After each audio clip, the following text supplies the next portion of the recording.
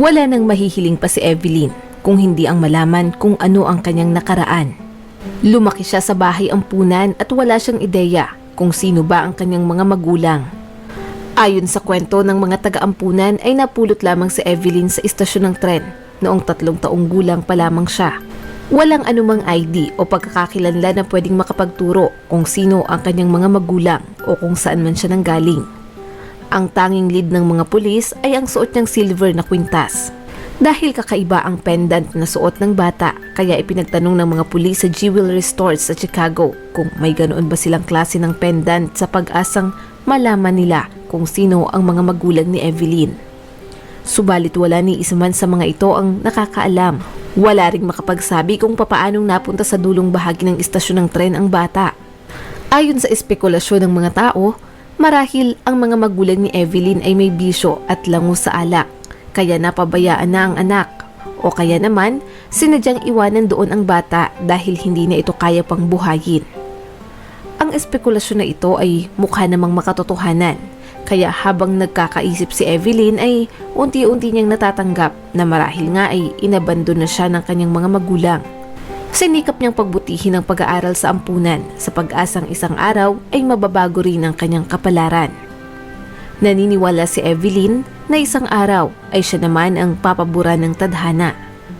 Marami sa bahay ampunan ang mga batang nakakahanap ng bagong pamilya. Ito rin ang nagsisilbi nilang pag-asa upang maging masaya at successful sa buhay.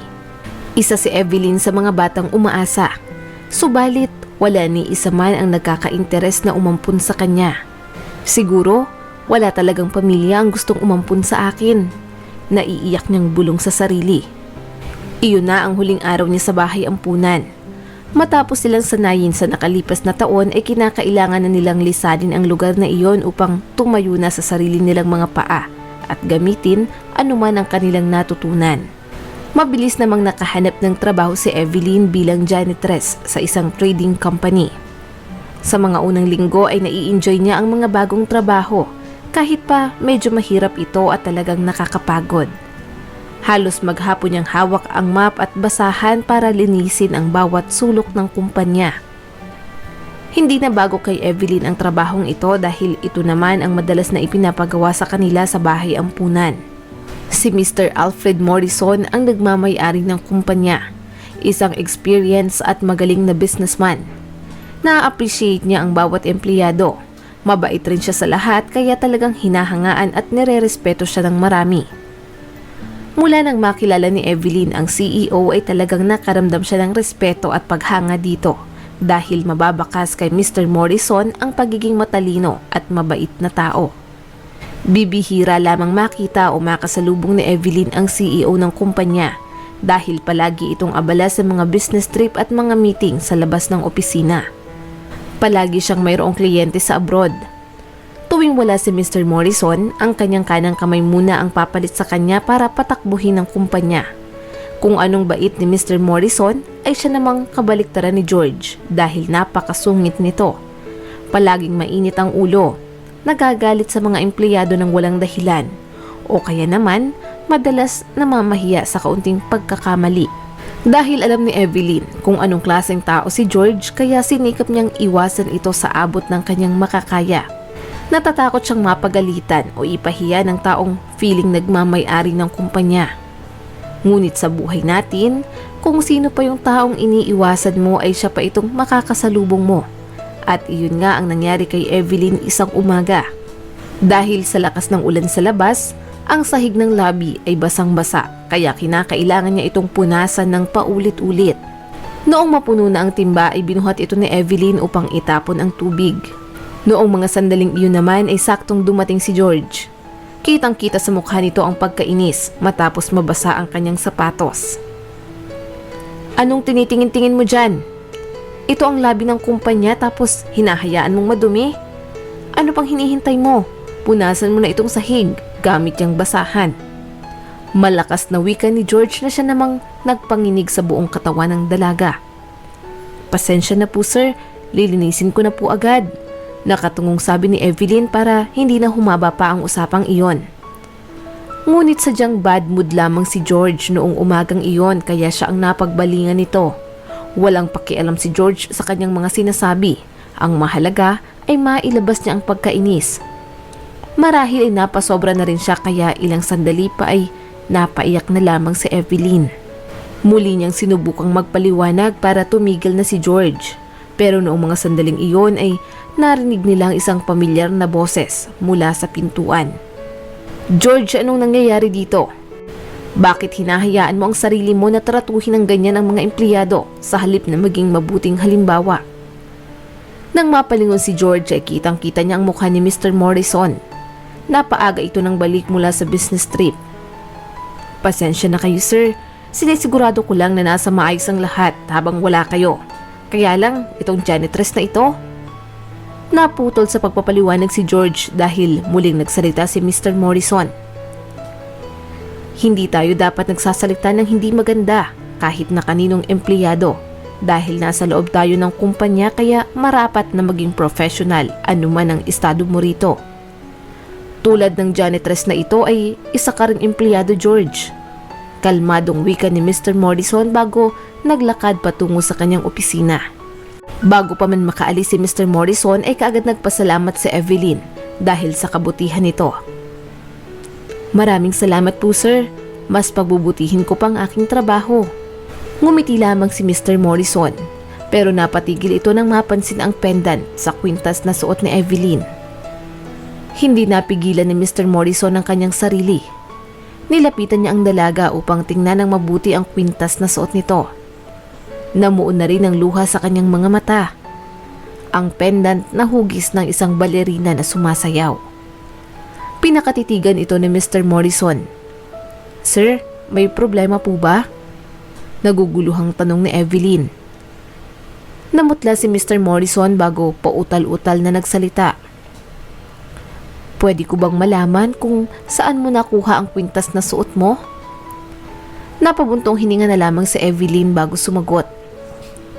"Hindi ko rin po alam kung saan ito nanggaling. Maliit pa lamang daw ako ay suot ko na po ito.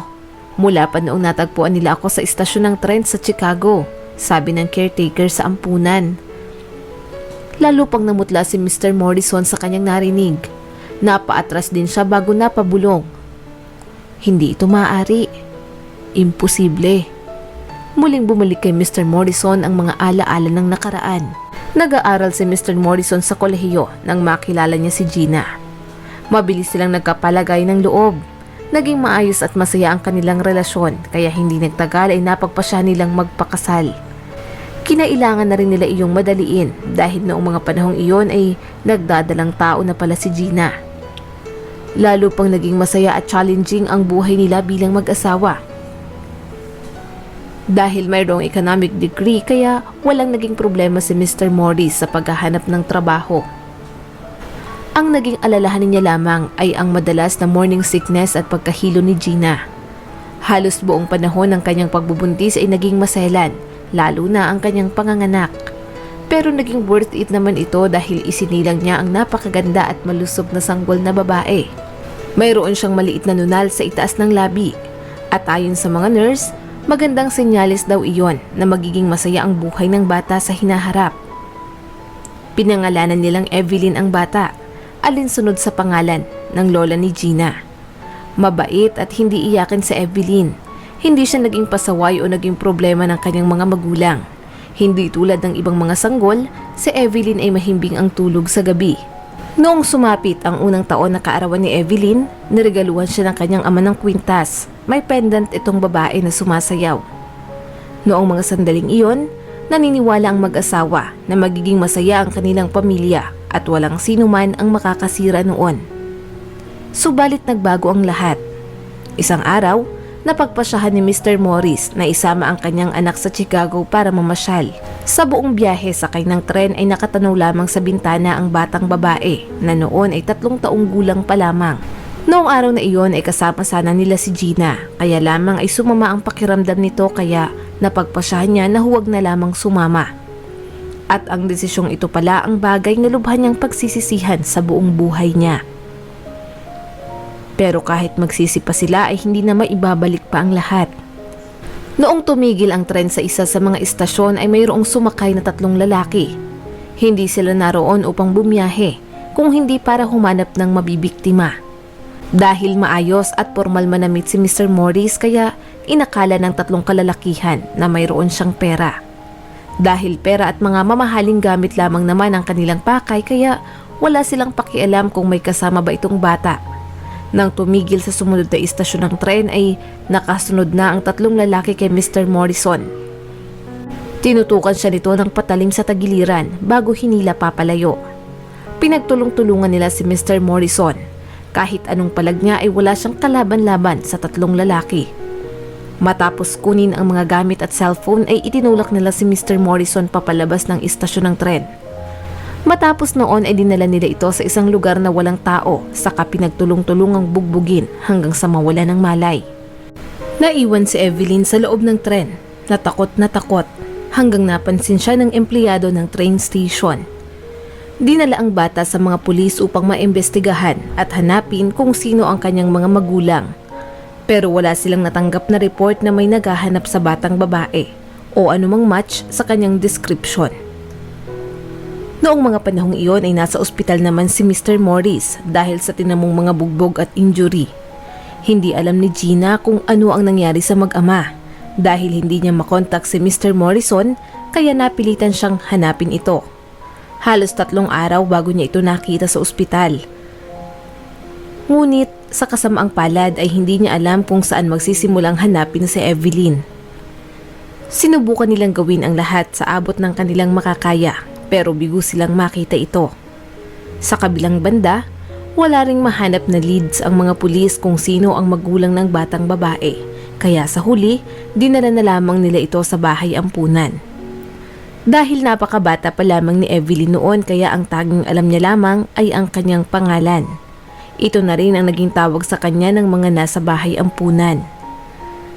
Nang magising si Mr. Morrison sa ospital, kaagad niyang naipahuli ang mga bumugbog at nagnakaw sa kanyang mga gamit. Yun nga lang, kahit anong hanap ang gawin nila kay Evelyn ay walang nakakaalam kung nasaan ito. Naging delikado na rin para kay Gina ang pagbubuntis kaya hindi na sila nabiyayaan pa ng anak.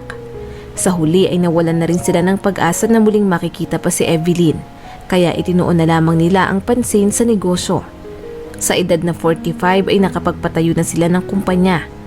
Mayroong stable na income at nakakapag-travel na rin kahit papaano. Sa mga nakalipas na taon ay hindi lubos akalain ni Mr. Morrison na darating ang araw na muli niyang makakaharap si Evelyn. Pinagmasdan niya ang janitress mula ulo hanggang paa. Evelyn rin ang pangalan nito at mayroong maliit na nunal sa itaas ng labi. Papaanong hindi ko ito napansin kaagad? Tanong ni Mr. Morrison sa kanyang sarili. Naramdaman ni Mr. Morrison na hindi siya maaaring magkamali. Ang babaeng nasa kanyang harapan ay walang iba kung hindi ang nawawala niyang anak.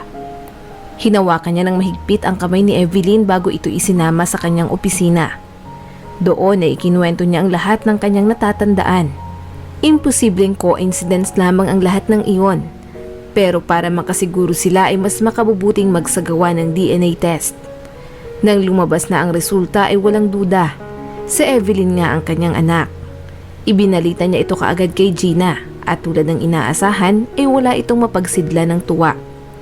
Mula ng araw na iyon ay unti-unti nang nagbago ang buhay ni Evelyn. Nag-enroll siya sa kolehiyo upang mas tumawak pa ang kaalaman sa negosyo. Makalipas ang 2 taon, habang nag-aaral ay nagtatrabaho rin siya sa kumpanya bilang kanang kamay ng kanyang ama. Ang dating mayabang at feeling bossy na si George ay walang nagawa pa kung hindi ang maging mabuti sa bawat empleyado. Dahil kung hindi siya magbabago ay siguradong masesesante siya. Lumipas ang mga taon, tuluyan ng minanage ni Evelyn ang kumpanya. Marami pa siyang dapat matutunan, pero palagi lamang nakaalalay ang kanyang ama sa kanya sa bawat desisyon na kanyang gagawin. Masaya at buong puso na nagpapasalamat si Evelyn sa mga taong tumulong sa kanya, sa bahay ampunan na kumupkop sa kanya sa loob ng maraming taon, at sa mga magulang niya na hindi siya kinalimutan kahit mahigit 2 dekada na ang lumipas. Ngayong buo na ang kanyang pamilya ay wala na siyang mahihiling pa sa buhay. Nangako rin siya sa kanyang sarili na kahit kailan ay hindi na siya muli pang mawawala sa mga ito sa loob ng mahabang panahon. Maraming salamat sa patuloy na panonood sa aking munting channel. Kung nagustuhan mo ang videong ito ay huwag mong kalimutang mag-like and subscribe at pakipindot mo na rin ang notification bell para updated ka sa mga susunod nating video.